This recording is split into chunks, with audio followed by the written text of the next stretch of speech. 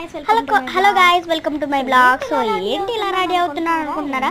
So ఇలాగా సాయంత్రమే కదా, అందుకని రెడీ అవుతున్నాను. ఏంటి ఇంతకీ బెలూన్ అనుకుంటున్నారా?